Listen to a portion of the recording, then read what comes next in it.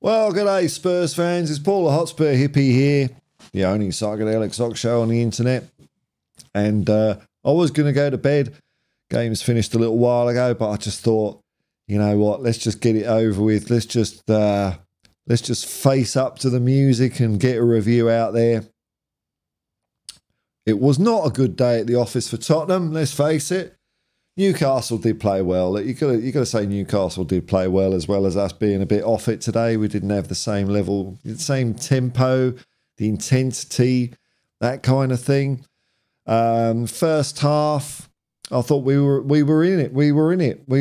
The two goals that Newcastle scored, two good goals. Uncharacteristic slips by Van der Ven, so I'm going to forgive him that one for all the good things he's done us this season. Second goal was started by a sloppy back pass by Porro, but again, you know, these things happen, eh? But it's really the third goal in the second half that really killed it. I mean, I had hope of coming back from 2-0 because we've done it before, but the third goal just killed it off. And then the fourth one later on, which was horrible as well. So, you know, it's never pleasant to lose these sorts of games, but it is one game.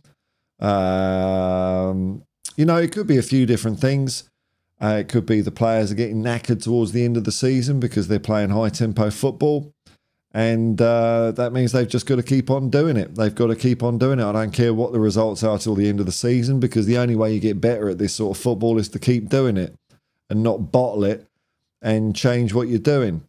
I'm sure I can. I'm not going to watch any punditry or Tottenham anything, because I know everyone's an expert and everyone's going to be coming out with the plan B stuff and the high line stuff. Like one of the goals was, they beat the high line. Well, no, it's because we gave the ball away, actually. And if anyone thinks that if we'd have played with the line 20 yards back and we would have won the game today, I don't know what you know about football that I don't, because that wouldn't have been the case, because it doesn't matter what formation you play. If you don't play well, you just don't play well. So Newcastle deserve to thump us, and we deserve to be thumped. That's what it comes down to. Over the course of the season with Newcastle, 3 points each. We spanked them at home. They spanked us at home. Remember, when we played them at our place, Newcastle didn't look good at all. We completely outplayed them, and this time it was the other way around. So, you know, although I am hurting from a defeat, I'm not going to hurt that much, and I'm not going to say we're going to change anything we're doing. I don't care if we lose all the other games of the rest of the season, because the only way these players are going to get it into their heads of how to play is to keep doing it. That's it. That's what we're doing. There is no plan B at Tottenham. I don't want a plan B at Tottenham. This has happened quite often in Ange's first seasons. First season's a bit mediocre. Second season's like lightning. So I'm sticking with it. The only thing bummer is it's usually, you know, we always have these little breaks of football before we play again. So we're not playing Arsenal for another 2 weeks. And, you know, you got to sit with this feeling of defeat for 2 weeks. But there we go. I still trust the process. That's what it comes down to. People at the beginning of the season were saying, oh, I don't care if we finish 8th. Well, we're not 8th, are we? We would have had to have lost a lot more games to be in 8th place. We're still riding pretty damn high in the table. I don't think you can blame the manager at all for that. He tried to make substitutions. He tried to do this. He tried to do that. But we just weren't on it, were we? We just weren't on it. I can't really single any particular one player out for either a good performance or a bad performance, because it was a collective. It was a collective effort, and you know, I can see why the Spurs fans started leaving the ground early. I still managed to have fun during the watch along till afterwards. To be honest, you know, I get more annoyed at some of the attitude of some of the fans than the game itself, because all of a sudden it's throw the baby out with the bathwater, change everything, get rid of the manager. People just don't get that you don't build a look. What we're trying to do at Tottenham is we're not trying to just build a good football team. We're trying to build a great football team. That's what we're trying to do.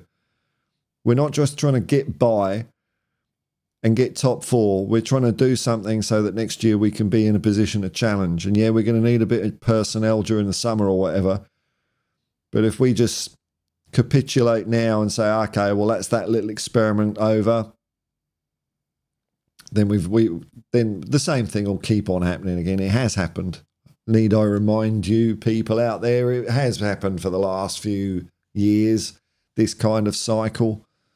So I want to stick at it, and I want to stick at it this time because the end goal is to play attacking, entertaining football. The end goal with previous managers is to win every game 1-0 or 0-0 if you're playing away from home. So, just going to lick my wounds.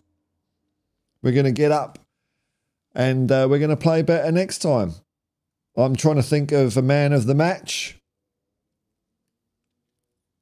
Quite a toughie, isn't it? No one springs to mind. Brendan Johnson? I don't know. It could have been different if Timo would have got his chances away, but then could it? Would that have really changed the momentum of the game that much? I think Newcastle just were the better team. That's the long and short of it. I thought the refereeing, although I don't think this affected the end result of the game, but the refereeing was shocking today. Apparently, it's all right to kick one of our players, Bentancur, in the head and get nothing for it. Maddison, a very sort of similar thing. His foot was lower down and get a yellow card for it. I don't understand why the player that did that to Bentancur got completely away with it. Because often you don't even have to make contact for dangerous play. It's the idea is that you've got to get into your head that putting your foot up that high near a player is dangerous, whether it makes a connection or not. But Newcastle were allowed to do that. They really did get a lot of the decisions, and we didn't. But like I say, that's just a comment on the refereeing. I don't think I'm not saying that would the result would have changed or anything like that, because as a football team you've got to deal with those sorts of things, and we didn't deal with it today. I don't think we would have dealt with anything today. It wasn't a good performance. We've got 2 weeks off now. Let's see what we can come back with against Arsenal. The season's not over yet. I'm still excited. I still think we've got it in us to play some really good football and win some good matches, as we have done for a lot of this season.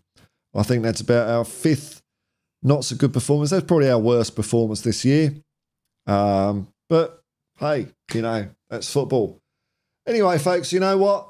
It's time for me to go to bed and dream of glory. That's what I'm going to do.